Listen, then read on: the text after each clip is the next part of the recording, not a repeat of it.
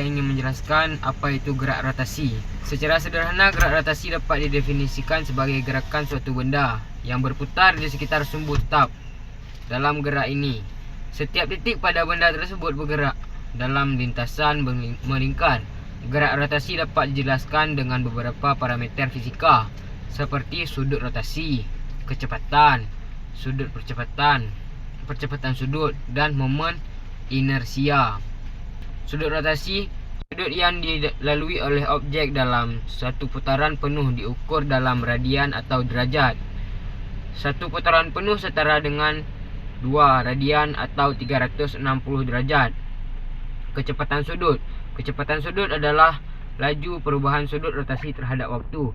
Ini diukur dalam radian per detik. Kecepatan sudut dapat dihitung dengan rumus. Berikut adalah beberapa periode dalam sejarah pengertian rotasi. 1.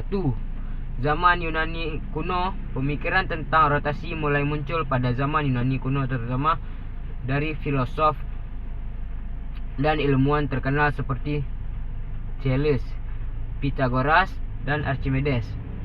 Mereka mencoba memahami gerakan benda-benda langit dan perputaran bumi dengan melakukan pengamatan dan penelusuran yang sistematis. 2. Renaissance dan revolusi ilmiah. Ketiga, abad modern.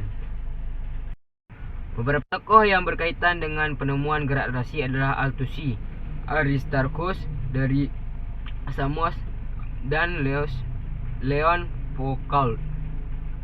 Althussi adalah seorang ahli astronomi yang mencetuskan teori rotasi bumi. Aristarchus dari Samos adalah seorang tokoh Helenisme yang ahli astronomi. Ia menemukan konsep heliocentrisme, yaitu bahwa bumi berotasi pada sumbunya setiap hari. Leon Foucault adalah seorang fisikawan Prancis yang menemukan bahwa bumi berotasi dalam porosnya. Penemuan ini dilakukannya pada tahun 1851 saat pameran dunia di Paris. Foucault melakukan demonstrasi dengan mengantungkan bola kuningan berisi timbal dari puncak Pantheon di Paris. Alat ini dikenal sebagai pendulum Foucault. Baiklah, saya ingin melanjutkan penjelasan dari teman saya. Hukum Newton 1 yang berlaku untuk gerak translasi juga dapat diterapkan pada gerak rotasi. Hukum pertama Newton menyatakan bahwa suatu objek akan tetap dalam keadaan diam atau bergerak lurus dengan kecepatan konsta kecuali ada gaya yang bekerja padanya.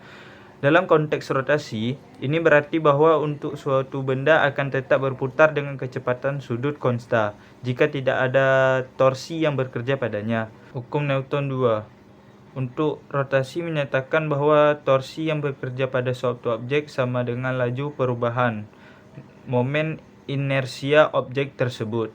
Ini dapat dinyatakan dengan rumus T sama dengan L kali A, di mana T adalah torsi yang bekerja pada objek, I adalah momen inersia, dan A adalah percepatan sudut. Ciri-ciri gerak rotasi. Setiap titik pada yang berotasi bergerak melingkar mengelilingi sumbu putarnya. Kedua, perubahan orientasi objek dapat diukur dalam satuan derajat atau radian. Ketiga, rotasi dipengaruhi oleh torsi, yaitu besaran yang menyatakan besarnya gaya yang bekerja pada suatu benda. Jenis-jenis dan contoh gerak rotasi. 1. Rotasi murni. Kedua, rotasi pada sumbu rotasi. Ketiga, kombinasi gerak rotasi translasi. Contohnya itu seperti gerak jarum jam, gerak roda mobil, gerak rotasi bumi, dan lain-lain. Saya akan melanjutkan apa yang telah dijelaskan oleh teman saya. Berikut adalah contoh soal dari materi gerak rotasi.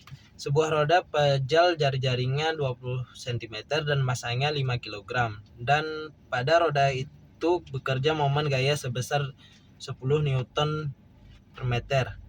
Besar percepatan sudut roda itu adalah, di sini diketahui T sama dengan 10 Newton per meter, R sama dengan 20 cm, M sama dengan 5 kg. Yang ditanya ialah percepatan sudut, yaitu A sama dengan titik-titik.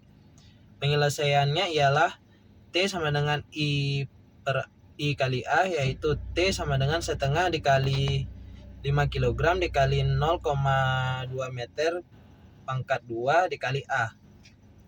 Karena di situ sudah diketahui T-nya adalah 10 Newton per meter kuadrat, Newton per meter.